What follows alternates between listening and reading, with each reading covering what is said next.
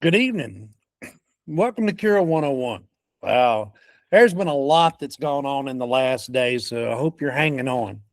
Um, Cura dropped their 2.0 launch yesterday. Flew to New York, had the chance to go through it. Phenomenal. The upgrades are ridiculous what they've allowed us to do. And today I'm going to take you all the way back to the beginning, walk you through everything on creating your account and helping you understand what to do so we can get you set up. First things first, make sure that you go to Cura. Now, once you go to cura-learning.com, it's going to bring you to their splash page. Now, on this splash page, it's tons of information for you. Take your time, look through it, make sure you're set up. Now, you can actually set up a demo, get everything done. They've got resources here at the top where they talk more about the product, more about the resources and things that are there. You'll find out more about the AI tutor, everything. But as you scroll down the page, you're going to find out that it has some of the tools that you use in multiple other platforms everywhere. Now, your school may or may not be paying for multiple other services, and most schools do. So the money that you're paying for these different titles and platforms can be consolidated into one product, Cura. Cura's 2.0 launch has promised so much and has delivered even more so that we can get the kids, your kids, meet them where they are and take them to where they need to be. So we're not talking about the teaching assistants and generators. All that stuff we're going to get to in a minute.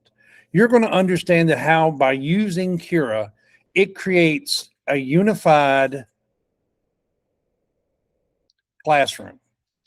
All the tools, everything you had. In the past, you copy and paste here, there, you're moving stuff back and forth. Everything is accessed from within the Cura platform. It takes care of coding, it takes care of everything. Originally started more on a CTE design. Everybody can understand now that Cura, what they're producing works for every subject. And they've jumped through COPA and FERPA compliance. They make sure that they have the most strenuous security. You don't have to worry about that. And like right now, one of the big things that we're facing is that people who, yes, they have this platform and this platform that they're using currently, this application, it is FERPA and COPA compliant. And then this other one over here is FERPA and COPA compliant.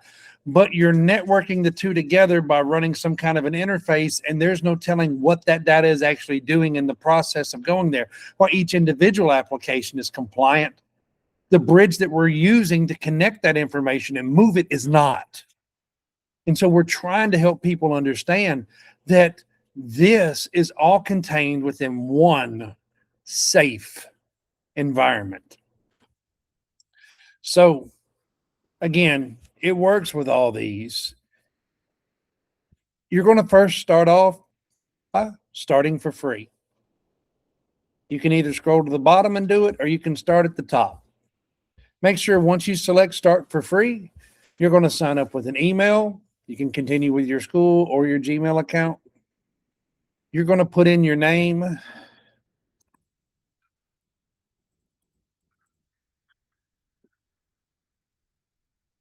You're going to create a secure password. You're going to select your school, and then you're going to have your teacher account.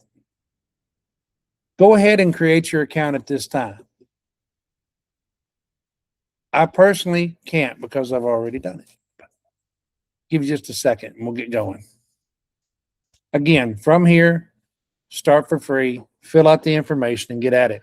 Now, if you don't currently have a Cura account, that's the best and easiest way to do it. If you already have an account, go ahead and log in. Now, if you've come back to this because you've been here before, or if this is your first time, please understand Cura looks completely different than it did 2 days ago. Okay. Located in the middle of the financial district in Manhattan, Cura put out a 2.0 launch, live streamed it, and shocked people around the world. And I want you to see what that actually looks like. So once you get logged in, you'll actually come to your homepage. Now, there's so much going on here. I need to let you follow along with me, okay? First off, on the right here where it says Kira AI, this is a chat for teachers. Done. This is for you. Anything you create, you can access it through here. You create a lesson, you come to this right here and say, oh, I need you to take this and translate into Spanish for one of my students. Oh, I need you to take this and differentiate it for 3 different levels and assign it to these kids. Done.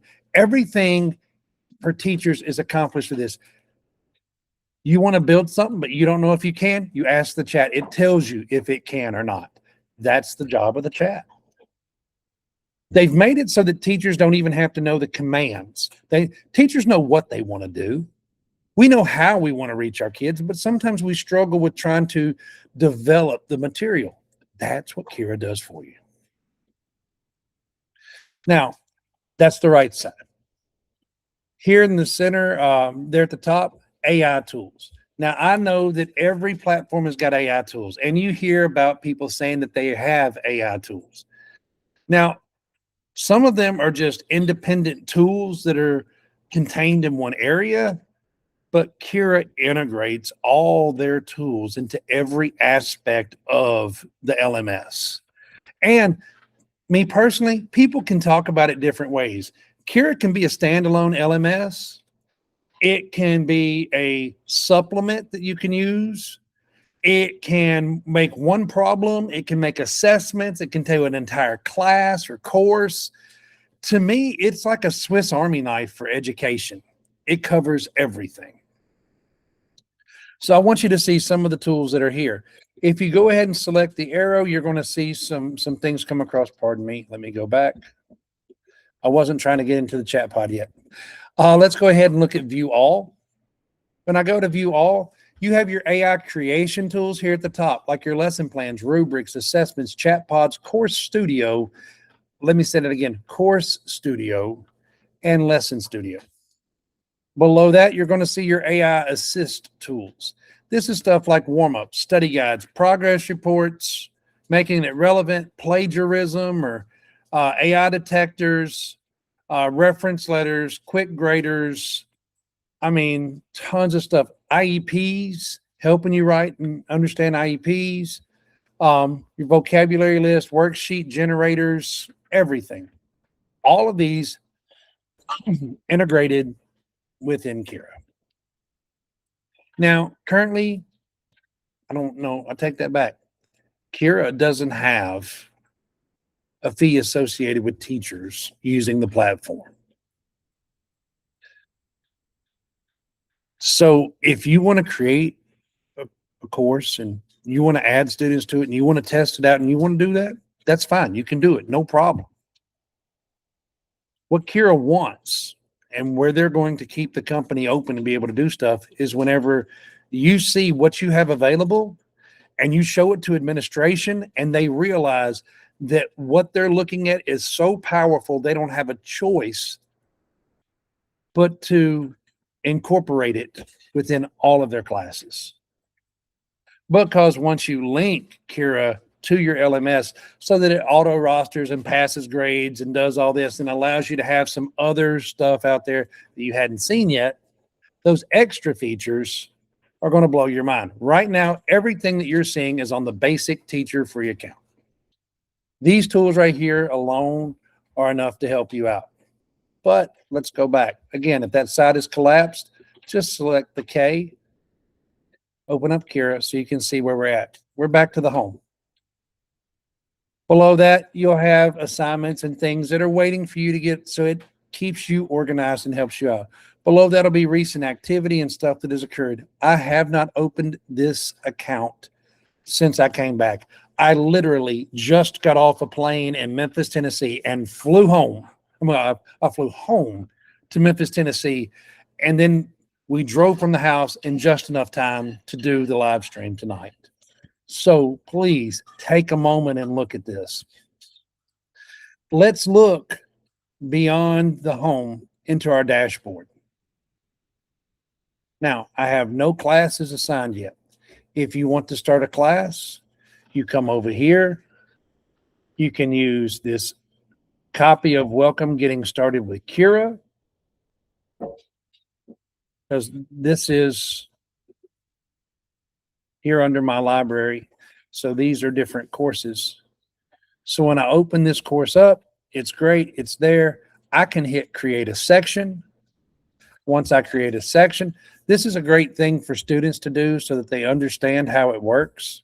So by creating this section and then assigning students to it, you can get them to do the work, see how Kira actually does what it does, and then you can load your lessons in behind that. That's one method for it. We have multiple methods for this.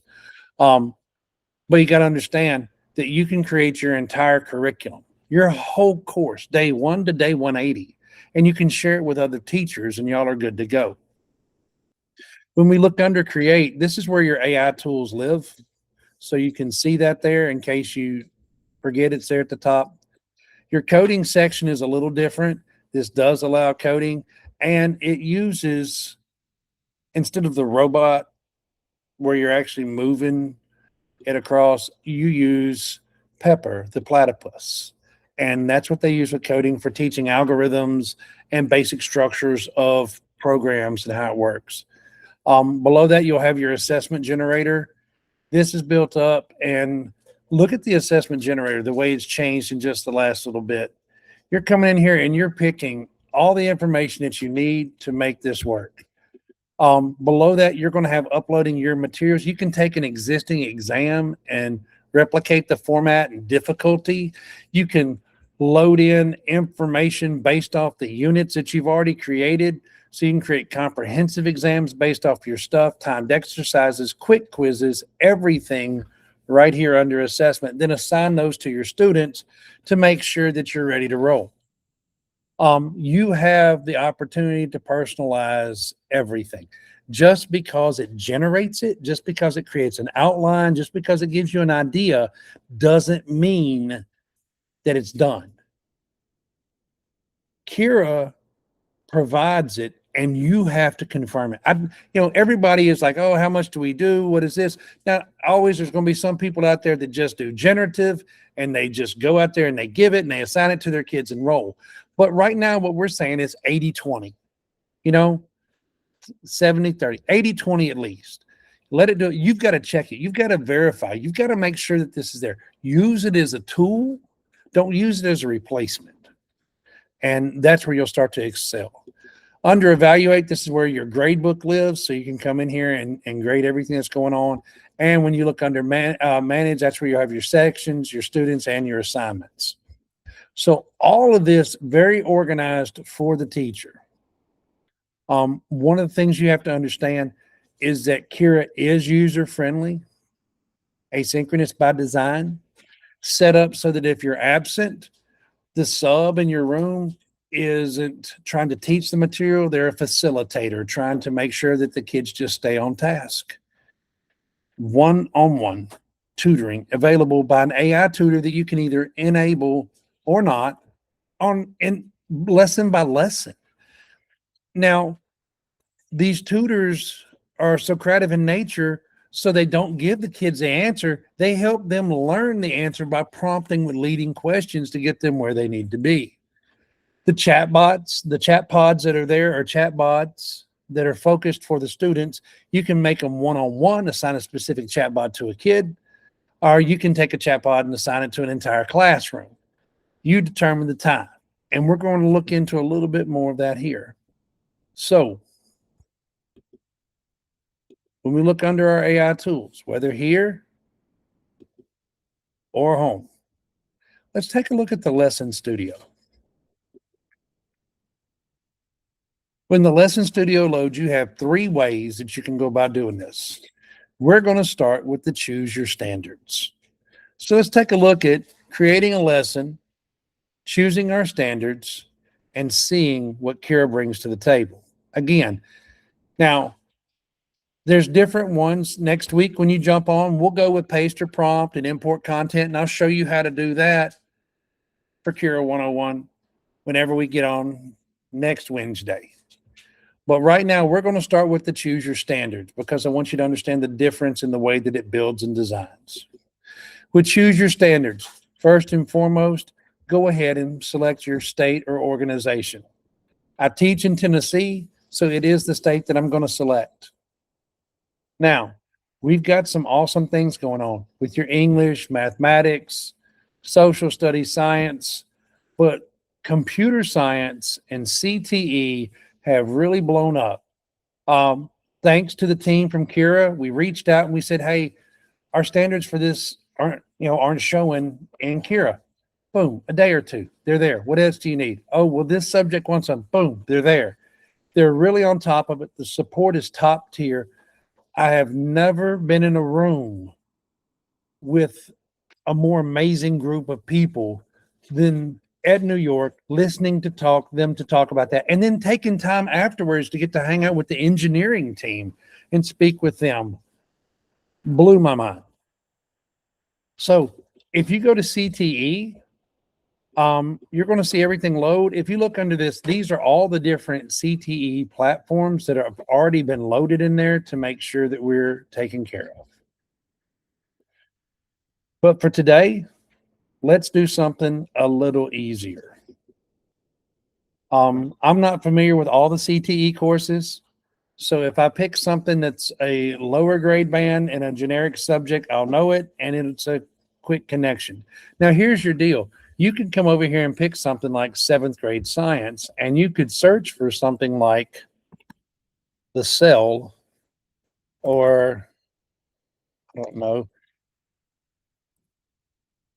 There's only one thing that I remember from my middle school science, and that was that the mitochondria is the powerhouse of the cell, and there was mitosis and meiosis. Okay, that's about all I remember from middle school science, and I shouldn't.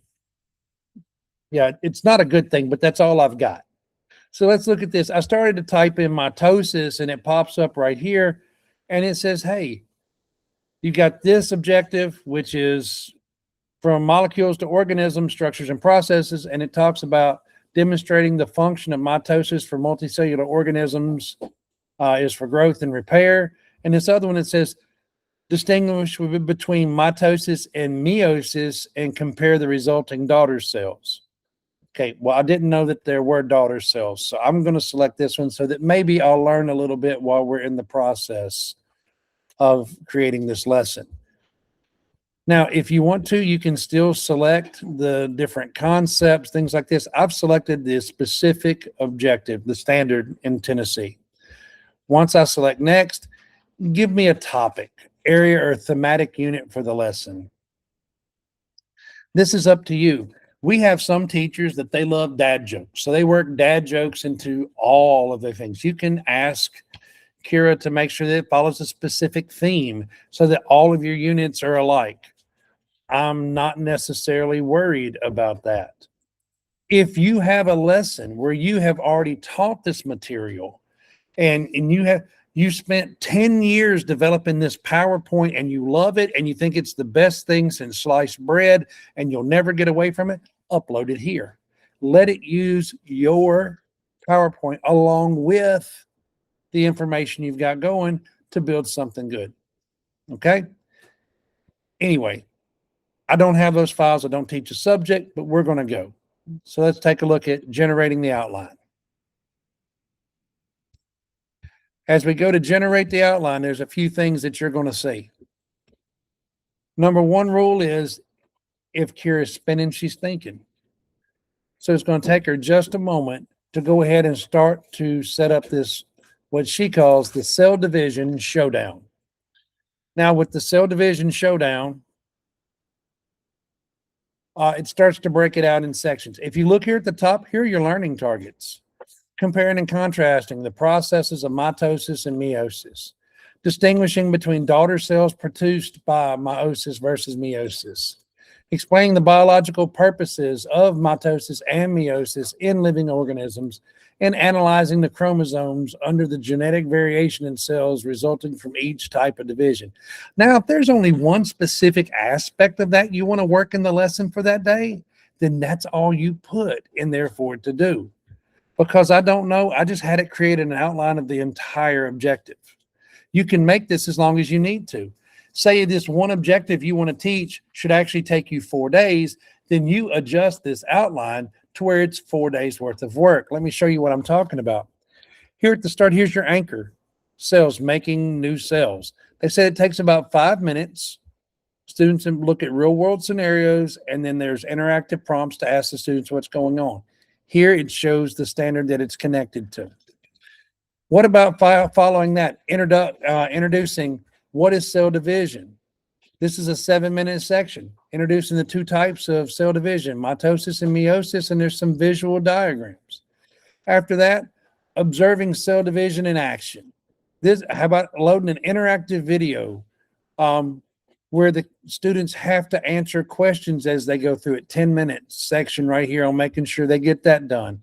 Then jumping into a deep dive into mitosis, where explicit instructions are given, students learn stuff, and then some interactive diagrams show parent cells making sense. Now they go into meiosis. They reinforce it with a side-by-side comparison. They apply, they use identifying cell division types, why the 2 types matter, and then closure with cell division mastery check, right? So this is so much material. Now look, this is just an outline. This isn't what you're given. So have patience with me, okay? I can come up here and do anything I want at any time. Like this says, multiple choice and short answer questions require students to justify their reasoning using daughter cell characteristics. Let's see, what types matter. Let's jump back up here close to the top just so you can see how it works. The one parent cell. So I want to work on this. Click in here, and I can now edit this. Under the introduction, I should say include, and yes, I misspelled include, 5 multiple choice questions. Ooh, I misspelled that as well. Include 5 multiple choice questions for students to demonstrate understanding of cell division. Okay. Now, if they do that, it's no longer going to be 7 minutes, right? Now it's probably going to be 12 minutes. So now I've updated everything. If I want to add a new section, like I noticed down here at the bottom, we didn't have an exit ticket. I go to add step. It now includes a new section down here. And I'm going to call this exit ticket. And I can make this as short or as long as I want to. I'm going to say 3 minutes. And then the description is include a short answer question for students to demonstrate standard mastery. So I don't even know what question it's going to ask. I can do a short answer. I can do a long answer. It can be multiple choice. I could have it give 10 multiple choice questions and make it like a mini quiz just to get out there if you want to do it. You change the time. If they're going to be, I might need to increase that. But once you get everything set at this point, you're ready to generate your lesson. So here I'm going to go ahead and hit generate. Now, this is the interactive part of Kira. Kira is going to take a few moments, and it can take up to 5, to actually generate HQIM for the standard, aligned to the state, aligned to the specific material that you're talking about, making sure that we stay in compliance. Now, this is multiple slides you see. It's going to continue for a few moments. That's one of the beauties of Kira, is that it does take the time to make this happen. It will start by generating AI images. It will find an education tagged YouTube video. Now, understand that YouTube's blocked in a lot of places because of their classification as social media, but you don't have to worry about that with Kira because it uses educational tagged videos so that you can actually have your IT department exclude those so that they will allow to be shown.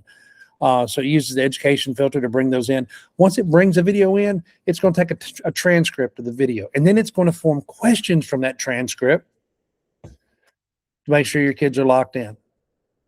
Now, all of this is going on in the background, but I need you to understand, just like we edited everything on the outline, you're going to edit all that on this lesson. Anything you want to change, you can, and that's what this chat is for. Use the chat to change anything. But if you get comfortable with it, a lot of times people will just use the commands here at the bottom. Let me show you how that works. If I hit text, these are the different text options that I have to include on these pages. Code blocks and bulleted lists and paragraphs and titles and everything. Your call outs, important information, tips, tricks, all the little highlighted sections, that kind of stuff is there. When you look under media, that's going to be any images you have. You know, a lot of times teachers have their own curated videos that they've used in their classes that they like, you know, that they've got their own little collection of videos that they love. And they always show, I showed this every year. Well, great. Load it in here. Let it do it. Read aloud sections. And if you take your stuff and you put it into Google and you generate a Google slide from it, you can embed that Google slides into your Kira lesson. So all of this embeds within. Now, if you want some charts, great. Charts are there for you. Not a problem. You can even add math blocks, and you can add calculators. Now, the calculators that you can use, like Desmos, they're all set up for you to put in, so there's no excuse why a math class can't use it as well. And you turn it on, turn it off, set when they have access to it. Your interactive, just different. Reading sections, read and respond, read and chat. Oh, you can actually put in information for them to read and then have a chat window on the side that only pulls from that. And I've done that before for my students to use as a review for a test. And then in the little chat window over there, I put over there to ask the students multiple choice questions to help them review for a test and only give a rationale if they miss it. So that way, if the student misses it, it tells them that they missed it and why, and helps them get back to where they need to be. But your multiple choice quizzes, essays, coding, free response, fill in the blank, speak alouds. I mean, everything's right there under the interactive. These commands are all located here at the bottom of the screen. But if you don't know which one to use, that's what this Ask Kira is for. You use the chat window to let it do the work for you. Would you like to take a look and see what this looks like so far? I hope so, because we're fixing to. Now, cell division showdown, mitosis versus meiosis, and here is a generated image to help illustrate the concept. On the next page, it's actually going to show you start thinking about it. It's got your little big question over here on the sides, generating an image, and then it's going to ask them to explain, you know, where do you think new cells come from?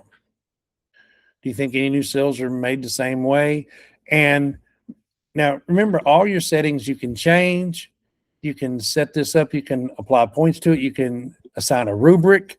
The rubric can be one that you have the AI help you design, or it can be one that you've already created and stored and just come back to. That's fine too.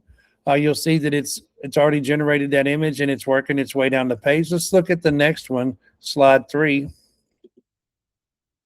So here on the third step, introducing cell division, this is where it actually breaks it down and tells you a little bit more about it, parent cells, daughter cells, what they look like, how the division itself works, and then explaining what mitosis and meiosis is. From here, if you remember what I typed in, there's now 5 multiple choice questions to make sure that they understand what's going on. So then they go into watch cell division in action, tell them what they're looking for. And if you look here, here's a 10-minute and 7-second video that's been broken down. Each one of these diamonds is a concept question that's located within the video, and that's where students have to answer. The first question, located at 4 minutes and 1 second, has some kind of a fill in the blank. Then the second question at 6:10, 8:30, 9:12. These are all set for short response. If you don't want that, use the tutor and tell it to change all the video questions to multiple choice, and it will. Let's look beyond. Here's a reflect on what you've observed so far. And now it goes into understanding mitosis. Again, more facts, chromosome examples, understanding meiosis, more facts, chromosome examples, and then ask a couple questions that it needs to understand, like why half? Now, here's the mitosis versus meiosis showdown for your side-by-side, like we talked about.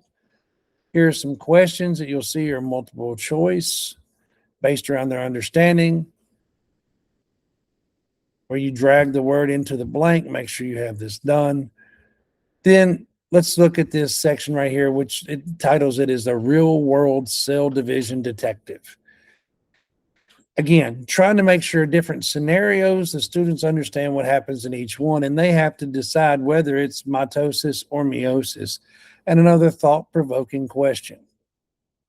Now, says, why do we need both types? It goes through and explains how they work together. Then there's a cell division mastery check where it walks through how this happens. And then an exit ticket. Before you go, answer this question to show you what you've learned about cell division. And so here is, wow. Scientists studying two cells, cell A and cell B. For each cell, identify the type of cell division that's occurring and explain how many daughter cells, will the daughter cells be identical to the parent cell or genetically unique? And how does the chromosome number compare to the parent cell?